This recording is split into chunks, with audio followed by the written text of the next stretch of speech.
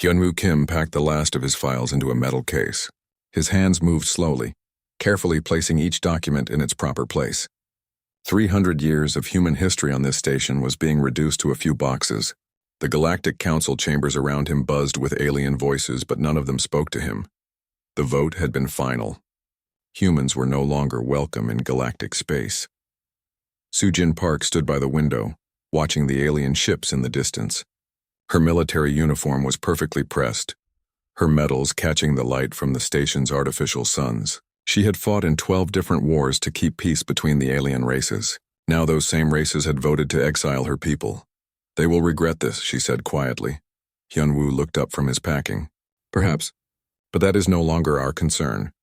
Jae-ho Lee entered the office carrying a stack of treaties.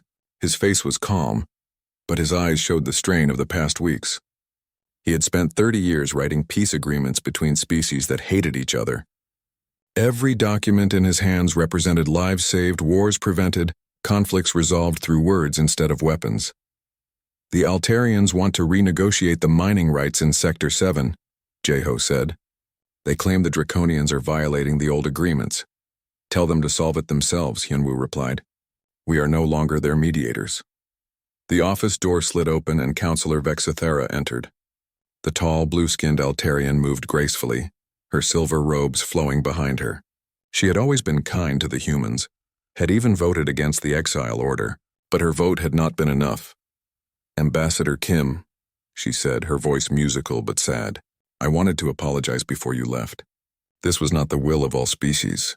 I know, Hyunwoo said, but it was the will of most, and in a democracy, most is all that matters. Vexithera looked around the office that had been humanity's center of power for so long. Maps of the galaxy covered the walls, showing trade routes, disputed territories, and neutral zones. All of these had been maintained by human diplomats. All of these would now be maintained by others, or not at all. What will happen to the peace treaties? She asked. They will last as long as all parties want them to last, Jae-ho said. Without mediators, that might not be very long. The Altarian counselor's skin shifted from blue to a worried purple. Surely the treaties are strong enough to stand alone. Sujin turned from the window. Tell me, counselor, how many wars were prevented in the past year by human intervention? I do not have exact numbers. 47, Sujin said. 47 conflicts that would have started if humans had not stepped in. Border disputes, trade arguments, resource claims, old grudges. We solved them all before they became shooting wars. The galaxy is more peaceful now, Vexthara insisted. Species have learned to live together, have they? Hyunwoo asked. He pulled out a datapad and showed her the screen. In the past month since the exile vote was announced, we have received 832 requests for mediation. 832 new disputes that need human attention. The numbers made Vexithara step backward. That many. And after today there will be no one to handle them. High Chancellor Morgok entered the office without being invited. The massive Draconian filled the doorway with his bulk, his green scales gleaming under the lights. His species had led the vote for human exile, claiming that humans were genetically unstable and dangerous to galactic peace. Are you finished packing? Morgok asked, his voice deep and harsh. Nearly, Hyunwoo replied politely. Good. The sooner you humans leave, the sooner the galaxy can return to natural order. Sujin's hand moved to her sidearm, but Hyunwoo raised a hand to stop her. Natural order, the human ambassador repeated. And what would that be, Chancellor? Strong species ruling their territories. Weak species serving their betters. No more of this artificial equality that humans have forced upon us. Jae-ho laughed, a sound that made both aliens look at him in surprise. You think we forced equality? Chancellor, we have prevented the clerics from eating your colonies 6 times in the past decade. The only reason your strong species still exists is because we stopped the weak species from destroying you. Morgok's eyes narrowed. The clerics would never dare attack Draconian worlds. They already tried, Sujin said. 3 months ago. We convinced them to attack the asteroid miners in neutral zone instead. Would you like to see the casualty reports? The Draconian Chancellor's confident expression flickered. You are lying. Hyunwoo opened another file on his datapad. Fleet movements, intercepted communications, battle plans. The clerics have been planning attacks on 17 different Draconian colonies. We redirected them every time. The room fell silent. Vexthara's skin had turned completely purple. Morgok looked at the datapad as if it might explode. Why did you not tell us? Vexithara asked. Because you never asked, Hyunwoo said simply. You assumed that peace just happened naturally. You never wondered why your ancient enemies suddenly became reasonable.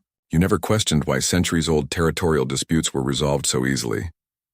He stood up and walked to the window where Sujin still stood. Beyond the glass, the galaxy stretched out in all directions. Millions of worlds, hundreds of species, countless conflicts waiting to happen.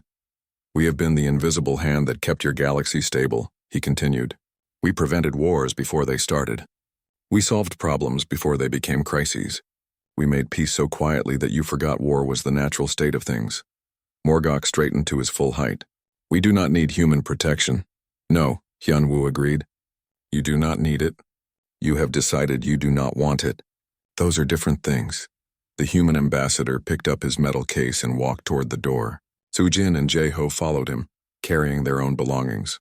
At the doorway, Hyunwoo turned back to face the two aliens. We came in peace, he said. We maintained your peace. Now we leave you to discover what peace truly costs. The three humans left the office that had been the center of galactic diplomacy for 3 centuries. Behind them, Vexithara and Morgok stood in uncomfortable silence, already feeling the weight of problems they would now have to solve alone. As their ship departed from the council station, Hyunwoo looked out at the galaxy one last time. In the distance, he could see Altarian and Draconian patrol ships moving closer to each other, their weapons powered but not yet aimed. The peace was already beginning to crack. How long do you think it will take? Sujin asked. 6 months, Hyunwoo replied. Maybe less. And then? Hyunwoo smiled, but it was not a happy expression. Then they will remember why they needed us in the first place. Minji-han crouched behind the control panel of her research station, listening to another desperate transmission from the Altarian fleet. 6 months had passed since the humans left galactic space and the universe was falling apart. Draconian ships have crossed into Sector 7, the alien voice crackled through the speakers. They claim mining rights that were settled 50 years ago. Request immediate mediation. But there were no mediators left. Minji had chosen to stay behind when the other humans departed. Her research station was hidden in the dead space between star systems, far from the major trade routes. She had spent her life studying alien cultures, and now she was watching those cultures destroy each other. The communication board lit up with another signal. This time it was draconian. Altarian vessels are violating territorial boundaries established by ancient treaty. We demand they withdraw immediately or face military action. She recognized the pattern. It was the same dispute that humans had solved 6 times in the past decade. Without human mediators, it had flared up again within weeks of their departure. Her computer chimed with an incoming message on a secure channel. The face of Captain Do-hyun Choi appeared on her screen. His merchant vessel was one of several human ships that had been trapped in alien space when the exile began. Minji, he said, his voice tight with stress. We are having problems. The Altarians will not let us dock for supplies. They say humans are no longer welcome in their space. Where are you now? She asked. Hiding in the neutral zone. But it is not neutral anymore. 3 different species claim this territory now. Minji checked her star charts. The neutral zone had been established by human negotiation 30 years ago. It was supposed to be free space where any species could travel safely. Now that humans were gone, everyone wanted to control it. Try the Clorix territories, she suggested. They might still honor the old trade agreements. Do-hyun shook his head. The Clorix have gone crazy. They are expanding in all directions. They attacked the mining station at Omega Point yesterday. That made Minji sit up straight. Omega Point was Altarian territory, protected by treaty. If the Clorix were attacking it, then the insects had abandoned all pretense of following the old agreements. Another signal came through her communication system. This one was the emergency broadcast on all frequencies. This is Admiral Kethmore of the Altarian Defense Force. A familiar voice announced. We are under attack by Clorix swarm ships. Request immediate assistance from all allied forces. Minji knew Admiral Kethmore. He had worked with human peacekeepers many times over the years. He was a good commander, but he was used to having human support when dealing with the Clorix. She switched to another channel and heard draconian communications. Let the bugs eat them, a harsh voice was saying. The Altarians chose to exile our human allies. Now they can face their enemies alone. The irony was bitter. Humans had spent decades convincing the Draconians that the Altarians were friends, not enemies. Now that humans were gone, old hatreds were returning. Her long-range sensors detected ships moving throughout the local system. Cleric swarm vessels were indeed heading toward Altarian space, but they were not just attacking randomly. Their movement patterns showed planning, coordination, purpose. Minji pulled up her research files on Cleric's behavior. She had studied their expansion patterns for years, trying to understand their hive mentality. What she found made her blood run cold. The Clerics had not been randomly aggressive before. They had been testing boundaries, probing defenses, learning weaknesses. Humans had always redirected their aggression toward empty systems or asteroid mining operations. Without that redirection, the insects were following their natural instincts. They were preparing for total war. Another message came from Do Hyun. His face looked even more worried than before. Minji, we just intercepted Cleric's communications. They are talking about something called the Great Expansion. It sounds like they are planning to attack multiple systems at once. How many systems? She asked. All of them.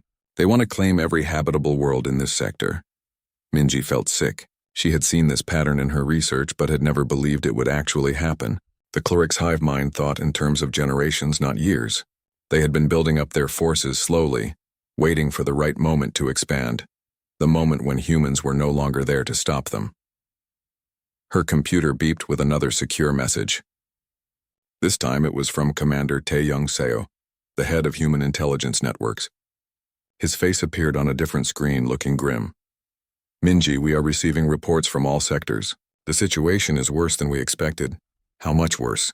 The Altarian-Draconian trade accord collapsed 3 days ago. Both species are mobilizing their fleets. The Clerics have attacked 17 different targets in the past week. The Zetalian Republic has declared war on the Centauri Alliance over water rights. And those are just the conflicts we know about. Tae-young pulled up a galactic map on his screen. Red dots marked active conflicts.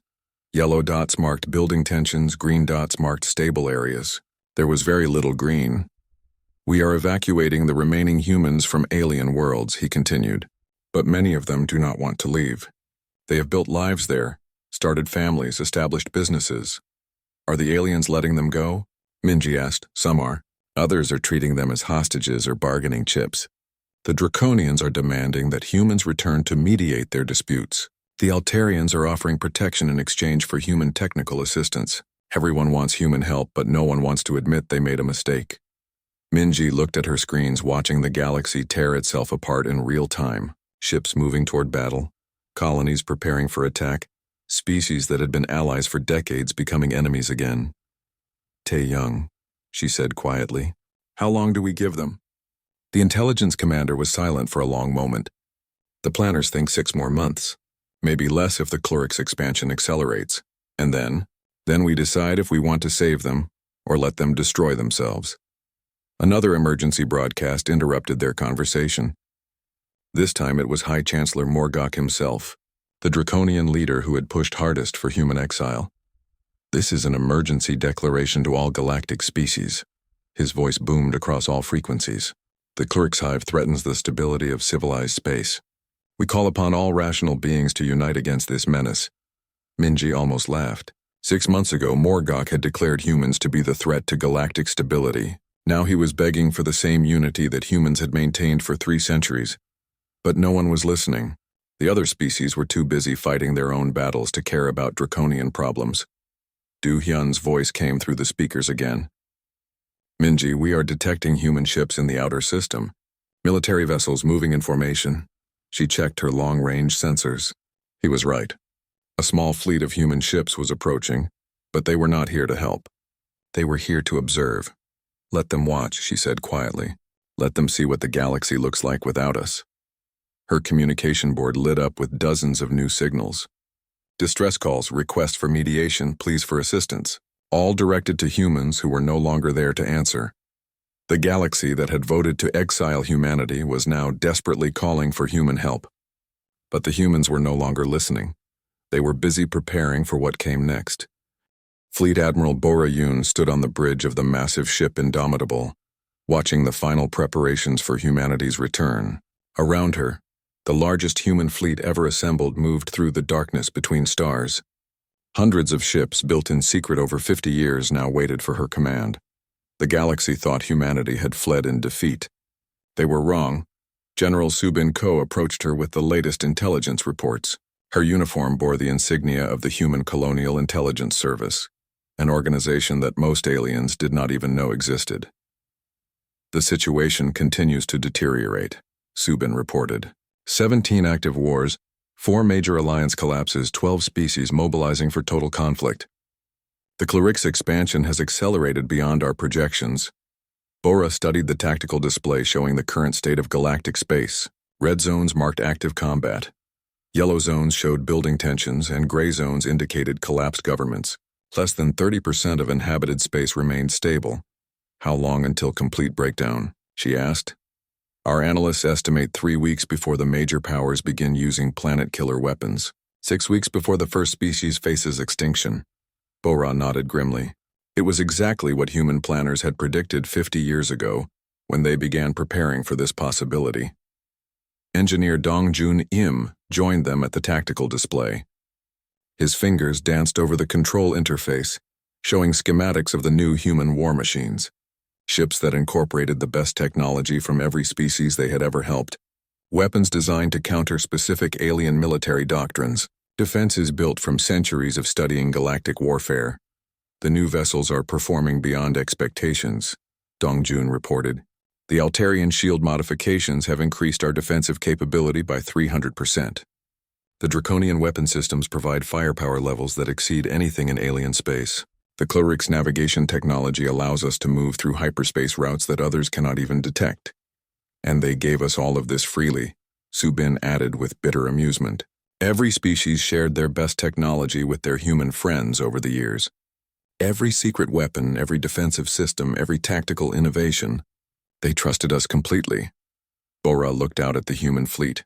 Each ship represented decades of careful planning, secret construction, and strategic positioning. While humanity had served as galactic peacekeepers, they had also been preparing for the day when peace would no longer be possible. President Heiwan Shin appeared on the main communication screen from the flagship of the Colonial Assembly. Her image was broadcast simultaneously to every ship in the human fleet. Citizens of humanity, she began, her voice carrying the authority of someone who had never doubted this moment would come. 6 months ago, the galaxy voted to exile us from civilized space. They declared us genetically unstable, politically dangerous, and unfit for their society. Murmurs of agreement came from the crew around Bora. Every human in the fleet remembered the humiliation of that vote. They were wrong, Heiwan continued. We were not the unstable element in their galaxy. We were the stabilizing force. Without us, they have shown their true nature. War, conquest, genocide. This is what they call natural order. The president paused, letting her words sink in across the thousands of ships listening. Today we return to galactic space, not as mediators or peacekeepers, not as servants or guests in their society. We return as what we have always been, what they refused to see. We return as the superior species. Captain Young-Ho Nam stood at his station on one of the stealth ships positioned throughout the fleet. His vessel was equipped with the most advanced infiltration technology ever developed, built using secrets learned from every species that had ever trusted humans with their security. Strike teams report ready, Young-Ho announced. Target locations have been confirmed. Hyperspace gates, communication relays, defense platforms, command centers. We can shut down their entire infrastructure in 6 hours. Bora studied the tactical projections. Every major star system in the galaxy had been mapped down to the smallest detail. Every military installation had been cataloged. Every defensive weakness had been identified and recorded. They never suspected, Subin said quietly. 300 years of human diplomats, traders, engineers, scientists, and peacekeepers. All of them gathering information, mapping systems, learning capabilities. They thought we were helping them build a better galaxy. We were helping them, Bora replied. We were helping them avoid this. Dongjun activated another display showing the comparative military capabilities of human and alien forces. The numbers were shocking in their disparity. Individual alien species might have advantages in specific areas, he explained, but none of them have our combined capabilities. We incorporated their best technologies, adapted their most effective tactics, and improved on everything they taught us. The engineer highlighted several key advantages. Human ships could use hyperspace routes that aliens had never discovered. Human weapons were designed specifically to penetrate alien defenses. Human tactics had been developed through centuries of studying alien military doctrine. More importantly, Dongjun continued, we understand their weaknesses better than they understand ours. We know exactly how each species fights, exactly what they fear, exactly how to defeat them. A new communication came from the hidden observation posts that humans had maintained throughout alien space. Minjihan's voice carried across the fleet from her research station. The Klorakes have launched their great expansion, she reported. 47 worlds under attack simultaneously. The Altarians are requesting emergency assistance from anyone willing to help. The Draconians have declared martial law and are preparing to withdraw to their core systems.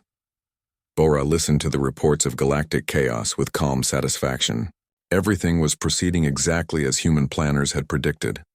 The Galactic Council has issued an emergency declaration, Minji continued. They are offering full recognition of human sovereignty and immediate reinstatement to council membership if we will return to mediate the crisis. Laughter echoed across the bridge of the Indomitable. The same council that had voted unanimously to exile humanity was now begging for human help. Send them our response, Bo-Ra ordered. Young Ho activated the communication system. His message would be broadcast to every major world in the galaxy simultaneously. People of the galaxy, he began, his voice carrying across space to billions of alien beings. 6 months ago, you declared humanity unfit to share your civilization. You voted to exile us from the stars that we had helped you reach. You rejected our friendship, our assistance, and our protection. The message continued, reaching alien leaders who were desperately fighting for survival against enemies they could no longer control.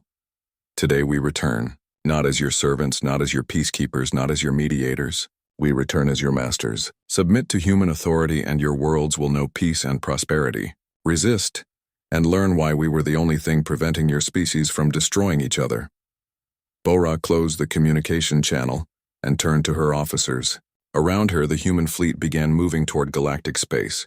Hundreds of ships carrying the combined military might of humanity, enhanced by the best technology of every species they had ever helped. All ships, prepare for hyperspace transition, she announced. Target coordinates confirmed. Operation Homecoming begins now. The stars around them shifted as the human fleet entered hyperspace, heading toward a galaxy that had forgotten what human friendship looked like and was about to learn what human enmity could accomplish. Behind them, the darkness between stars fell silent. Ahead of them, the galaxy waited, torn apart by conflicts that humans had prevented for 3 centuries. Soon the aliens would understand the difference between human mediation and human conquest. The lesson would not be gentle. Captain Young Ho Nam moved through the shadows of the Draconian command station, his infiltration suit making him invisible to their sensors.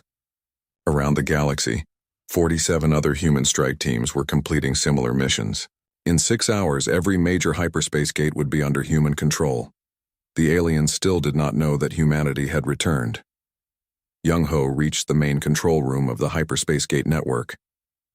The Draconian technicians worked frantically at their stations, trying to coordinate military movements across their crumbling empire. None of them noticed the human ghost walking among them. He placed small devices on the primary control systems, each one designed to shut down gate operations on his command. Similar devices were being placed on gates throughout the galaxy by teams that had trained for this mission for decades. His communication implant buzzed softly with a message from Admiral Bo Rayun. All teams report ready. Beginning Phase 2. Young Ho smiled and activated his devices. Around the galaxy, the ancient gate network that connected every major star system suddenly went dark. Trade ships found themselves stranded between worlds. Military fleets discovered they could no longer move between systems. The galactic economy, built on instant transportation across vast distances, collapsed in minutes. On the bridge of the Indomitable, Bo-Ra watched her tactical display as reports came in from across the galaxy. Every gate network was offline. Every major communication relay had been disabled. Every alien fleet was now trapped in whatever system they happened to be in when the humans struck. Phase 2 complete, she announced to the human fleet. Begin Phase 3. All ships emerged from hyperspace on schedule. Across 12 different sectors, human fleets emerged from the darkness simultaneously. Unlike the scattered, desperate alien ships trying to fight multiple wars at once, the human armada moved with perfect coordination. Every captain knew their role. Every crew member understood the strategy. Every ship was exactly where it needed to be. Jin A. Kang stood on the communication deck of the flagship, preparing to deliver humanity's ultimatum to the galaxy. She had once been a diplomat, working alongside aliens to build peace treaties. Now she was announcing their conquest. "Open all channels," she ordered. "Maximum broadcast power. I want every inhabited world to hear this message." Her words reached billions of alien beings across hundreds of worlds, carried by the same communication networks that humans had helped them build. "People of the galaxy," Jin-A began, her voice calm but absolute. "You declared humanity unfit to share the stars. We have decided that you are unfit to govern them." On the Altarian homeworld, Counselor Vexuthera listened to the human ultimatum in her emergency bunker. Around her, military advisors argued frantically about how to respond to fleets that had appeared from nowhere. "Submit to human administration," Ginny continued, "and your worlds will know peace and prosperity greater than anything you have experienced. Your people will be protected, your economies will flourish, your conflicts will end." High Chancellor Morgok heard the same message on the draconian capital world. His massive form shook with rage as he realized that the species he had exiled was now offering him terms of surrender. "Resist our authority," the human voice continued, "and learn why we were the only thing keeping your species from destroying each other." The response from the alien powers was immediate and predictable. Morgok declared that no draconian would bow to human rule. The Altarian Defense Council voted to fight rather than surrender. The Cloric's hive mind sent swarms of attack ships toward the nearest human fleet. They learned very quickly that humanity had changed. The first test came when the proud draconian armada, which had ruled the core worlds for 1,000 years, moved to engage human forces in the Rigel system. Admiral Kethmore commanded 200 of the most advanced warships in the galaxy, backed by centuries of military tradition and absolute confidence in draconian superiority. Wu Jin Park coordinated the human response from his intelligence ship, watching as the enemy fleet approached with their weapons powered and shields raised. The Draconians expected a traditional battle between comparable forces. Instead, they encountered warfare beyond their understanding. Human ships moved through hyperspace routes that Draconians did not know existed, appearing behind their battle lines without warning. Human weapons built using Draconian technology but improved beyond recognition tore through their shields like paper. Human tactics, developed through centuries of studying Draconian military doctrine, anticipated every move before it was made. The battle lasted 4 hours. When it ended, the Draconian armada had ceased to exist. Not a single human ship was lost. News of the victory spread across the galaxy faster than official communications could carry it. Species that had never lost a battle in their recorded history suddenly understood that the peaceful humans they had exiled were something entirely different from what they had appeared to be. The Clorics tried next, sending their massive swarm fleets against human positions in 3 different systems. The insectoid species had never been defeated in battle, their hive mind coordination making them unstoppable against individual enemy ships. But humans did not fight as individuals. Young Ho led the defense against the largest Cloric swarm, his ship coordinating with 50 others in patterns that the insects could not predict. Where the Clorics relied on overwhelming numbers and instinctive aggression, humans used precise timing and calculated strikes. The swarm tactics that had terrorized the galaxy for centuries became a weakness when facing opponents who understood exactly how they worked. Human ships targeted the command organisms that coordinated swarm movements. Human weapons disrupted the biological communication networks that linked Cloric's vessels together. One by one, the great swarms were broken apart, their coordination shattered, their individual ships left confused and vulnerable. The message was clear. Humanity had not just returned. They had evolved. On her observation station, Min Ji-han watched the battles through intercepted alien communications. She had studied these species for decades, had documented their military capabilities, their tactical preferences, their technological advantages. Now she was watching all of that knowledge being used against them. "The Zetalians are requesting terms," she reported to the fleet command. They offer complete surrender in exchange for protection from the Kluriks. The Centauri Alliance has withdrawn all military forces to defensive positions, another intelligence officer added. They are no longer advancing against anyone. Bora studied the tactical display as more reports came in. The demonstration of human military superiority was having exactly the intended effect. Species that had been preparing for total war were suddenly re-evaluating their positions. "Admiral," Wu Jin announced, "we are receiving a priority communication from the Galactic Council." The main screen showed the emergency session of the Council, with representatives from every major species crowded into the chambers that humans had once served in as humble diplomats. Vexthera spoke for the Council, her blue skin pale with fear. We wish to negotiate terms for ceasefire. Surely we can reach some accommodation that benefits all species." Jin'e responded immediately, her voice carrying the absolute authority of a superior addressing subordinates. "There will be no negotiation," she stated. "There will be no ceasefire. There will be submission or conquest. You have 72 hours to surrender your military forces and accept human governance. After that, we will take your worlds by force."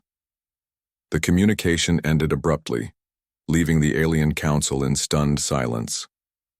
On Altarian worlds, civilians looked up at skies filled with human ships.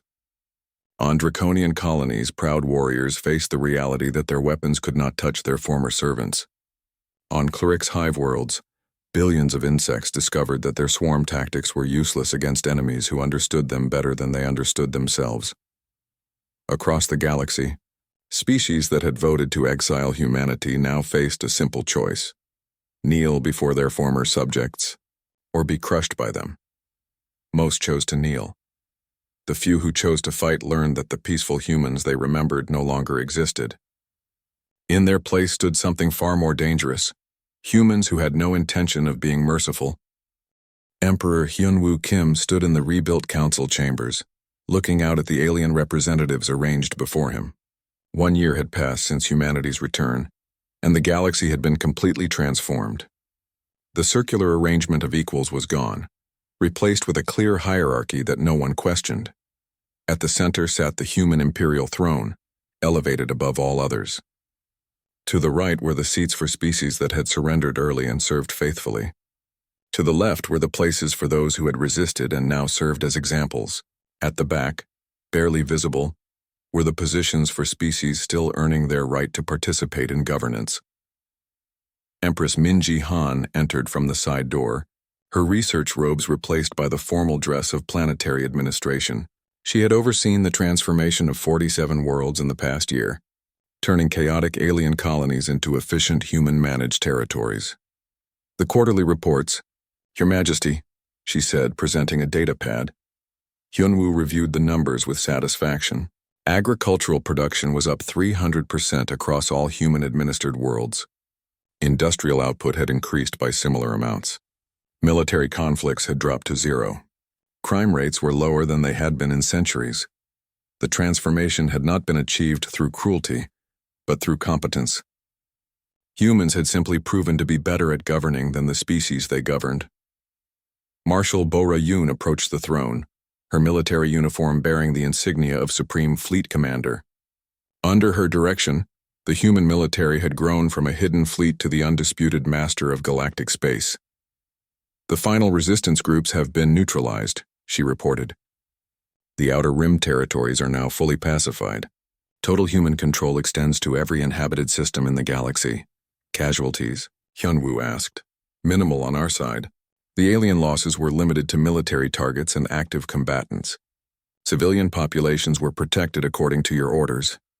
This was the key to human success. They had not conquered through genocide or terror, but through overwhelming superiority and efficient administration. Alien worlds under human rule were more prosperous and peaceful than they had ever been under alien rule." Chancellor Sujin Park stood at the administrative podium, ready to present the daily business of galactic governance. She had transformed from a military officer to the head of the new Galactic Assembly, overseeing the integration of hundreds of species into a single efficient system. "First item," she announced. "The Altarian agricultural reforms have exceeded all projections. Production is up 400%, and malnutrition has been eliminated on all Altarian worlds. Vexithera, now serving as provincial governor of the Altarian sectors, stood to address the assembly. Her blue skin showed the healthy glow of someone no longer constantly stressed by political crisis. "Your Majesty," she said, "the Altarian people wish to express their gratitude for the stability your administration has brought to our worlds. We have known more peace and prosperity in this past year than in the previous century. It was not flattery." The numbers supported her statement. Under human management, the Altarians had resolved resource conflicts that had plagued them for generations. Their economy was thriving, their population was growing, and their military was no longer needed for constant border disputes. Second item, Sujin continued. The former Draconian territories report complete integration into the Imperial system. All resistance has ended, and cooperation levels exceed expectations. The transformation of the Draconians had been the most dramatic. Their warrior culture had initially rejected human authority completely, but after seeing the prosperity of species that had surrendered early, even the proudest Draconian nobles had come to appreciate the benefits of human rule. Former High Chancellor Morgok now served as a regional administrator, his massive frame somehow diminished by the simple efficiency with which humans had solved problems that had seemed impossible under Draconian leadership. "The mining disputes in the core worlds have been resolved," he reported. "The new resource allocation system has eliminated the conflicts that plagued our people for centuries. Our productivity levels are the highest in Draconian history." Hyunwoo nodded approvingly. Morgok had been the strongest advocate for human exile, but he was also intelligent enough to recognize superior leadership when he saw it. Third item, Sujin announced. The Clerics integration programs report remarkable success. The hive mind has adapted to human oversight better than projected. This had been the most challenging transformation. The Clerics' hive mind thought in patterns completely alien to individual consciousness, but human xenobiologists had found ways to communicate with the hive intelligence, directing its expansion instincts toward productive rather than destructive goals. Now the Clerics served as the galaxy's most efficient construction force, building new habitats and infrastructure at a pace that amazed even human engineers. Their warrior instincts had been redirected toward exploration and terraforming, turning their greatest weakness into their greatest strength. "The hive wishes to express appreciation for the new purpose you have given our species," the Clerics representative buzzed through its translator. "We had not known that expansion could create, rather than destroy." Minji stepped forward to present her comprehensive report on colonial administration. "Overall statistics show the success of human governance," she began. "Average lifespan has increased on all administered worlds. Educational standards have improved dramatically.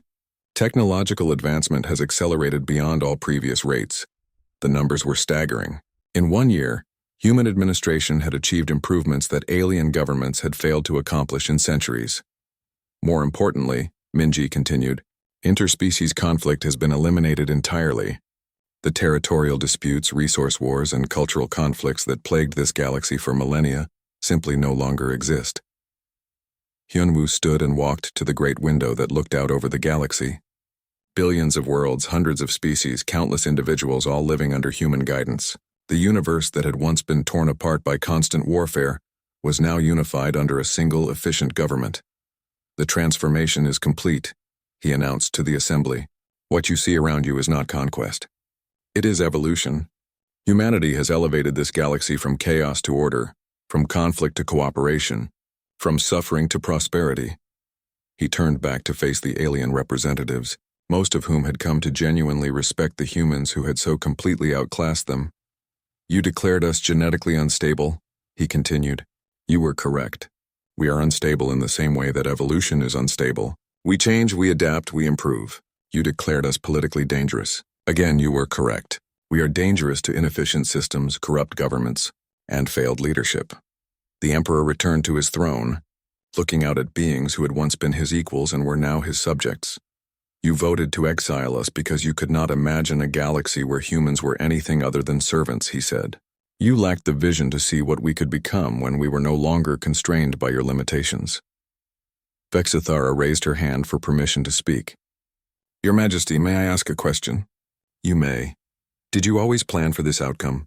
Even when you served as our humble ambassador? Hyunwoo smiled, and for a moment he looked like the diplomatic servant he had once been. We hoped it would never be necessary, he said honestly. We spent 3 centuries trying to teach you how to govern yourselves effectively. We wanted to be your partners, your friends, your equals. His expression hardened slightly. But we also prepared for the possibility that you would reject our partnership. Every peace treaty we negotiated included contingency plans. Every trade agreement established strategic advantages. Every diplomatic mission gathered intelligence we might need if cooperation failed. The alien representatives listened in awed silence, finally understanding the depth of human planning.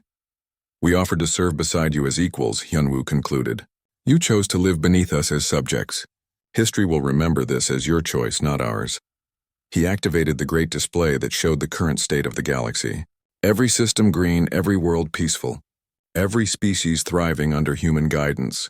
But history will also remember that we governed you well. The assembly session ended with the traditional acknowledgement of human authority, spoken by representatives of species that had once considered themselves humanity's superiors. As the aliens filed out of the chamber, Hyunwoo remained on his throne, looking out at the galaxy he now ruled. He felt no guilt about the transformation. The universe was demonstrably better under human leadership than it had ever been under alien governance. They had given the galaxy every chance to accept human partnership. When that failed, they had given them human mastery instead. The galaxy was finally at peace.